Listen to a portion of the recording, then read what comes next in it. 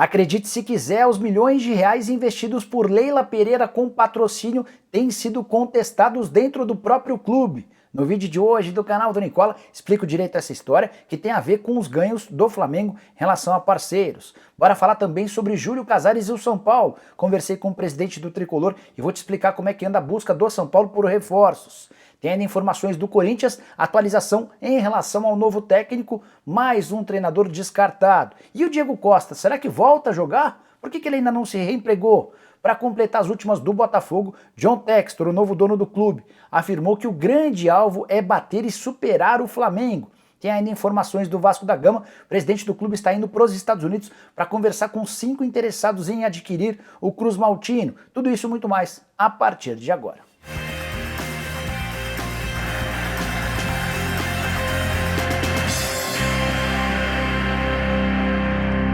Fala aí pessoal, sou o Jorge Nicola, bem-vindos a mais um vídeo do canal, que bacana ter vocês por aqui. Para não perder tempo, vamos direto ao assunto. Queria pedir para vocês deixarem like e se inscreverem no canal para não perder as últimas do mercado, bastidores, transferências e muito mais.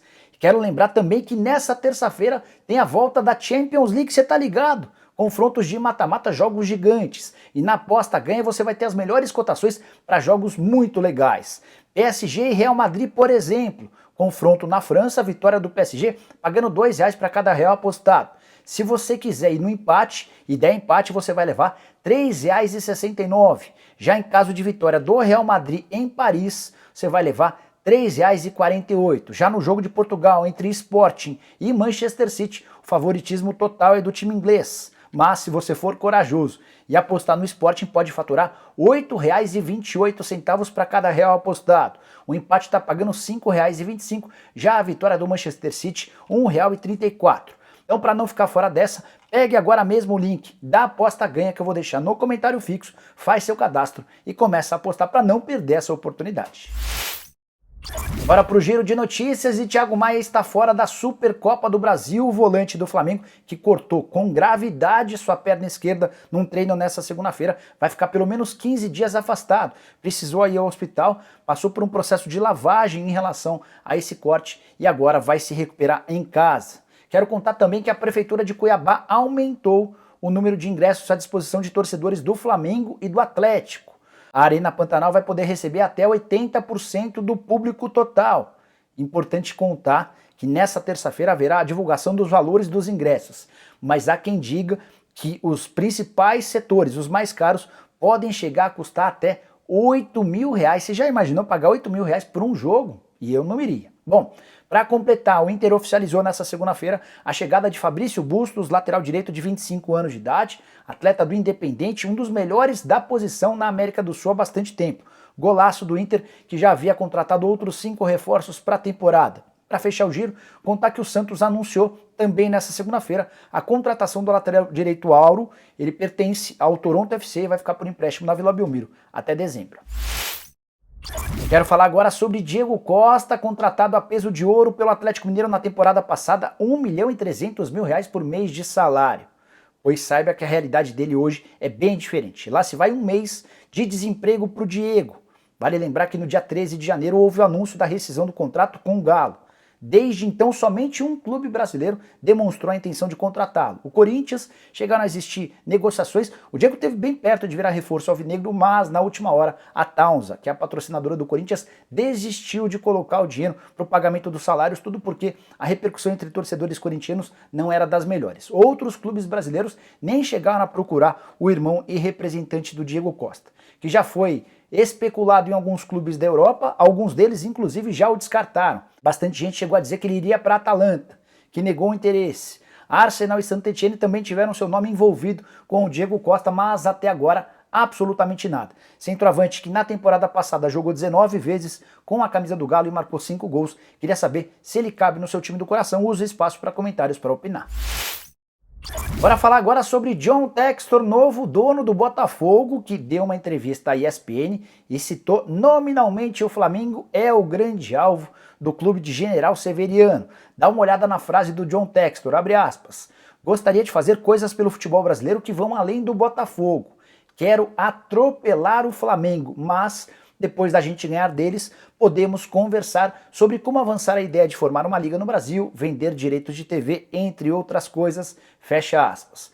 Próximo confronto entre Botafogo e Flamengo, marcado para o dia 23 de fevereiro, daqui a 2 rodadas. O Flamengo enfrenta no fim de semana o Atlético Mineiro pela Supercopa do Brasil e faz, na rodada seguinte, o confronto contra o Botafogo. Gostei da frase do John Textor, acho que você tem que se espelhar e mirar os principais times do país. No caso do Botafogo, a referência é o rubro-negro. Para completar, o novo dono do Botafogo ainda disse o seguinte, abre aspas, acho que a colaboração entre os grandes clubes pode ajudar muito no aspecto dos direitos de TV, temos que fazer como na Premier League. A gente se odeia no campo de jogo, mas cooperamos entre as diretorias. Só para arrematar sobre o Botafogo, ao longo da segunda-feira surgiu a notícia de que o clube está bem perto de fechar com o Luiz Castro, técnico português que também é alvo do Corinthians. O grande problema nesse momento é a rescisão do contrato do Luiz Castro com o Alduail, avaliada em 2 milhões de dólares. Bora falar agora sobre o Vasco da Gama e Jorge Salgado, presidente do clube, embarcou rumo aos Estados Unidos. Ele tem uma série de reuniões de negócio, todas para debater sobre a possibilidade da venda do Vasco, que está se transformando em sociedade anônima do futebol. Só para lembrar que na semana passada eu já havia avisado vocês que o Salgado viajaria para discutir o futuro do Vasco com um grupo de russos, mas eles não são os únicos interessados. Nesse momento, 5 grupos têm a intenção de comprar o Cruz Maltino. Vou citar cada um deles. Primeiro, um grupo árabe que é dono de um banco americano. O segundo, o Grupo City, dono do Manchester City, entre outros clubes. Há uma relação boa entre os vascaínos e o pessoal do Grupo City, até por conta de algumas vendas recentes de atletas do Vasco. É importante contar que a viagem do Jorge Salgado vai se dar em Miami e também em Nova York. Vai ser em Nova York que vai haver encontro com o pessoal do Grupo City. Terceiro grupo interessado na aquisição do Vasco é o 777 Partners, que também é dono do Genoa da Itália. Eles estão em Miami, primeira parada do Jorge Salgado em território americano. Para completar, os investidores russos que eu citei para vocês, há quem afirme que o Roman Abramovich não está nesse grupo, informação que eu tenho é um pouco diferente, de que o Roman faz parte, é um dos sócios interessados nesse grupo de investimentos formado por russos na aquisição do Vasco. Tem ainda um quinto grupo que não teve sua identidade revelada. E antes de mudar de assunto, só um bastidor curioso. Quem tem ajudado o Vasco nessas negociações com grupos estrangeiros é um brasileiro chamado Luiz Barbosa. Ele trabalha num escritório de Nova York que trouxe o Nations Bank em 2000. Vocês vão lembrar que o Nations Bank chegou a ser um patrocinador do Vasco. Acontece que o Luiz, na oportunidade, acabou levando um tombo gigante do Eurico Miranda. Pela parceria, ele teria direito a mais ou menos 80 milhões de dólares, isso no ano de 2000.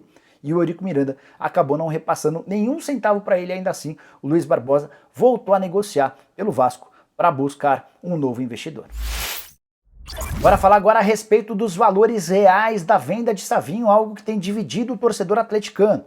Savinho, para quem não conhece, é um atacante de só 17 anos de idade, bem pouco utilizado no time principal, mas tem feito enorme barulho na base do Atlético e também da seleção brasileira. O Galo praticamente fechou sua transferência para o Grupo City. 6 milhões e meio de euros, pagamento fixo, e mais 6 milhões de euros em bônus, atrelados à performance dele lá. 6 milhões de euros fixos são ou equivalem a 38 milhões de reais. Já esses 6 milhões de euros em bônus podem assegurar mais 35 milhões de reais, a gente está falando de uma operação total de 73 milhões de reais. O Galo ainda vai ficar com mais 12,5% do valor de uma venda futura, imaginando que o Savinho possa se valorizar na Europa e garantir mais dinheiro. Ele não deverá ficar no Manchester City. A ideia do Grupo City é colocá-lo em um outro clube do grupo, mas com menos poder, com menos prestígio. Tem várias alternativas, o Girona na Espanha, o Troyes na França, tem também o Lommel na Bélgica, enfim, não faltam oportunidades. Faltam pequenos detalhes se esse martelo será batido e o Savinho deixará de jogar no Atlético Mineiro. Aí o torcedor do Galo, mas está vendendo por muito pouco. É importante contar que o Atlético precisa desesperadamente de vendas. Estou colocando no plural, 3, 2, 4 jogadores precisarão ser vendidos, vai dependendo muito dos valores em relação às negociações. O Savinho saindo vai permitir ao Atlético vender, por exemplo, um titular a menos. Porque se não houvesse essa venda do Savinho, era natural que o Atlético precisasse, por exemplo, vender o Arana e o Alan na metade do ano. Agora talvez precise vender só um dos dois, ou eventualmente um outro atleta do time titular. Foi uma oportunidade de mercado, o Atlético entende que está fazendo um negócio bom, até por causa da pressão muito grande em relação a vendas. Só para completar, o Atlético também vendeu nos últimos dias o atacante Marquinhos, que estava jogando na Bulgária, ele acabou não ficando nesse clube e está de mudança para a Hungria. Ele vai jogar no Ferencváros em negócio de 1.650.000 euros ou 9.700.000 reais. Esse valor vai equivaler a 75% dos direitos econômicos. O Galo mantém 25% do atleta, imaginando que ele também possa se valorizar e render mais dinheiro lá na frente. Para falar sobre o São Paulo, conversei por telefone com Júlio Casares nesta segunda-feira e perguntei ao presidente do Tricolor sobre a busca por reforços. O Júlio admitiu que o São Paulo está muito atento no mercado em relação a um zagueiro e a um volante. São hoje as principais prioridades. Rogério Ceni determinou que o São Paulo busque um zagueiro com capacidade de construção de jogadas, ou seja, aquele cara que possa sair jogando e ajude na distribuição do jogo.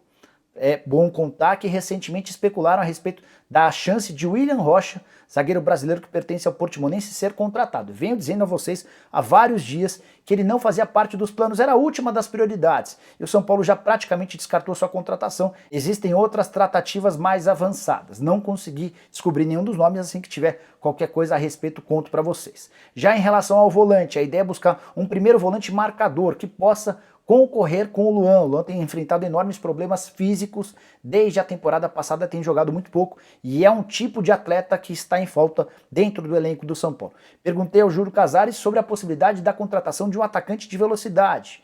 E ele entende que o São Paulo pode contratar esse atleta apenas em caso de uma grande oportunidade de mercado. São Paulo desistiu da contratação desse jogador de forma específica. Se aparecer um bom negócio, eventualmente, se o São Paulo especialmente não precisar gastar dinheiro, pode haver negociação. Romarinho, que foi sugerido, chegou a ser pedido também pelo Rogério Ceni, praticamente descartado. Soteldo já mudou de clube, entre outros nomes pensados pelo São Paulo. Não há ninguém na pauta nesse momento para essa posição. Antes de arrematar, só contar que o Gabriel Sara quase se transferiu, ou melhor, teve proposta no começo do ano para se transferir para os Estados Unidos. Não esteve perto de se transferir porque o São Paulo logo de cara disse não à oferta de 10 milhões de dólares ou mais ou menos 52 milhões de reais do Dallas FC. Essa oferta era por 100% dos direitos econômicos. O Júlio Casares foi o responsável pelo não. Ele entende que o Sara vai valer pelo menos 20 milhões de euros no futuro não muito distante, até por conta de toda a sua versatilidade. Se o São Paulo receber uma oferta inferior a 20 milhões de euros na janela da metade do ano, o São Paulo pode até fazer negócio por 18, 17 milhões de euros, desde que fique com um percentual de olho numa venda futura. Bora falar agora sobre o Palmeiras e a contestação em relação ao patrocínio de Leila Pereira no Verdão. Algo inimaginável alguns anos atrás, certo? Pois bem, a Leila está pagando 81 milhões de reais fixos por temporada num contrato que só termina em 2024. No ano passado, enquanto ela ainda era apenas patrocinadora, houve a renovação do contrato com o presidente Maurício Gagliotti. Então, o Palmeiras tem 81 milhões de reais garantidos nesse ano, mais 81 milhões de reais garantidos na próxima temporada, o mesmo vale para 2024. Só que esse valor, que 2 anos atrás era ótimo, acabou se tornando pequeno ou menos interessante diante dos concorrentes. Só para citar o caso do Flamengo. O rubro-negro, com propriedades em todo o seu uniforme, já ultrapassou os 100 milhões de reais. E olha que nessa conta eu nem estou colocando a Sócios.com, que vai bancar mais 30 milhões de reais pelo fan token e também está na camisa de uniforme de treinos do Flamengo. Aí você vai falar, a diferença pequena de 19 milhões de reais, certo? Se a gente incluir os fornecedores de material esportivo, o Flamengo vai ficar ainda mais folgado na comparação com o Palmeiras. É que o Verdão tem direito a 25 milhões de reais da Puma. Ou seja, os 81 milhões de reais vão saltar para 106 milhões de reais por temporada. O Flamengo tem cerca de 100 milhões de reais e mais 33 milhões de reais da Adidas garantidos. Só que a parceira comercial do Flamengo pode chegar até 69 milhões de reais por ano, de acordo com algumas metas alcançadas. O que eu quero dizer com isso? O Palmeiras deve terminar a temporada com algo na casa dos 106 milhões de reais, enquanto o Flamengo pode bater algo próximo a 170 milhões de reais. Uma baita diferença, concordam? Só para lembrar que o Palmeiras com a Crefisa tem um acordo que prevê pagamentos por títulos.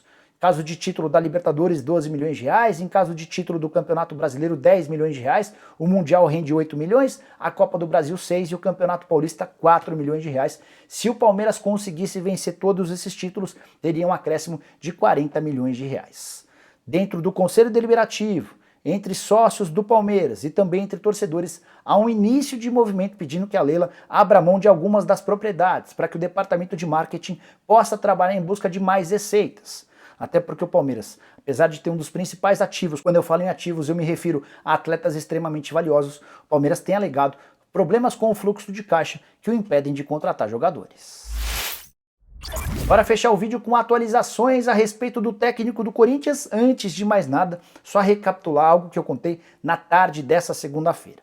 Um empresário ofereceu aos dirigentes do Corinthians um técnico estrangeiro. Não tenho permissão ainda para falar que técnico é esse. Só posso contar que é um gringo e que seu último trabalho foi à frente de uma seleção europeia. O cara está desempregado, foi sugerido ao Corinthians, o Timão logo de cara o descartou. E a justificativa dos dirigentes do Corinthians para o descarte foi de que o Timão já tem negociações avançadas com o técnico. E desde então estou tentando descobrir quem pode ser esse novo treinador do Corinthians muito próximo. Conversei com duas fontes do Corinthians que alegaram que a concentração das negociações está muito em cima do Willian Monteiro Alves, ele não tem aberto muitos detalhes. Uma dessas pessoas suspeitou a respeito do Vitor Pereira. Entrei em contato com o representante do Vitor Pereira no Brasil e essa pessoa assegurou que o Vitor Pereira não será o treinador do Corinthians. E essa é a principal informação que eu queria dividir com vocês no vídeo dessa terça-feira. A frase desse empresário é a seguinte, abre aspas, o Vitor não quer vir, ele já tinha recusado dias atrás o Flamengo, fecha aspas. Só um contexto histórico, o Corinthians chegou a acenar com a possibilidade de pagar os 2 milhões e 300 mil reais que o Vitor Pereira queria para contratá-lo, 2 milhões e 300 mil por mês para ele e para toda a comissão técnica. Mas, depois do acordo financeiro, o Vitor começou a alegar que problemas de saúde da sua sogra o impediriam de se mudar pro Timão. Então, diante desse cenário, quem pode ser o técnico muito próximo do Corinthians?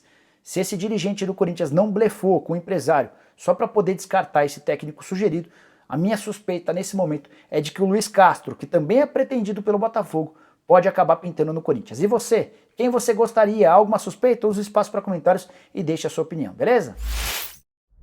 Bom, pessoal, eram essas as informações que eu queria dividir com vocês nessa terça-feira. Espero que tenham curtido o vídeo e deixem like. Quem ainda não se inscreveu, vá apertar esse botãozinho vermelho de inscreva-se. Se inscreva também no nosso canal de cortes. Vou deixar um link na descrição. Tem vídeo à tarde, programa do Nicola a partir das 7 e pouco. A gente se vê. Abraço, tchau!